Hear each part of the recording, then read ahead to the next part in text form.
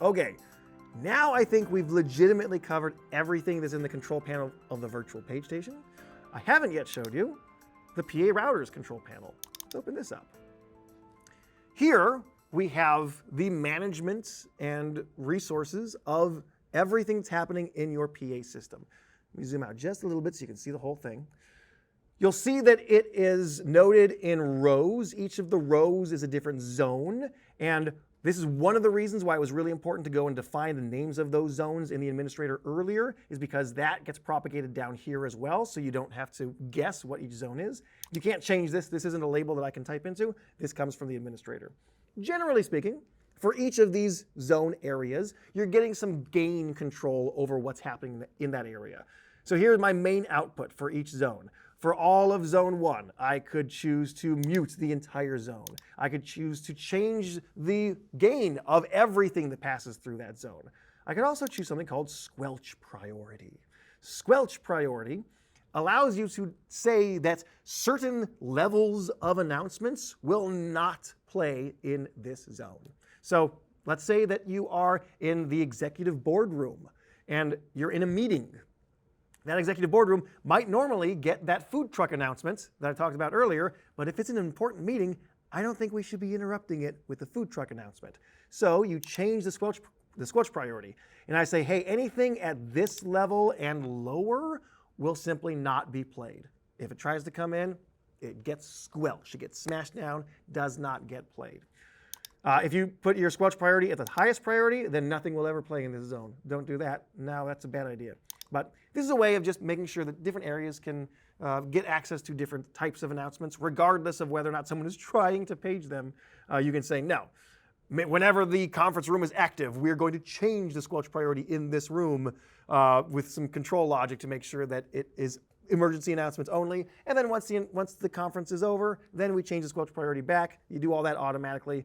The users never even understand what's happening. I'm going to leave mine at no squelch. If something is squelched, you do have this LED that shows up. Once again, what's an LED? It's a 1 or a 0. It's a true or a false. That means that you can use that to have something else happen in your design. If the zone is active at all, you'll get this LED that shows up. And then it shows you what is playing in this zone. So if I have something that's playing, it'll tell me what page station it came from and what priority level it is set at.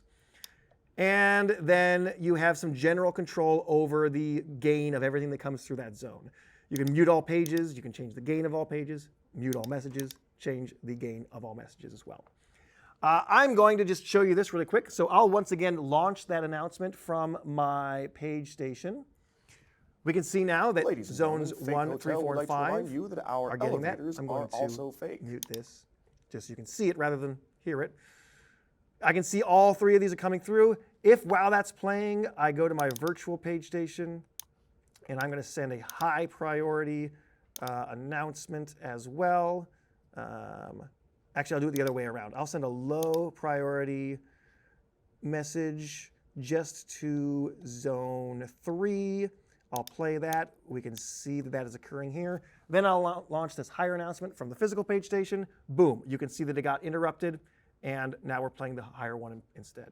So you can keep track of everything that's happening, see where the stations are getting their information from, what is playing. You actually even see the message in that message field of what announcement it is. Down here at the bottom, you also get to see a buffer. How much of your storage memory is currently reserved for messages that are in the queue? You might want to keep an eye on that. And you have the option to cancel everything that is playing or cancel everything that's in the queue and kind of flush out that cache. All right, that's the PA router control panel. So what is left? We haven't yet actually finished our signal paths. We need to put in our ducking system. We'll do that. Let's take a quick break, and we'll do that next.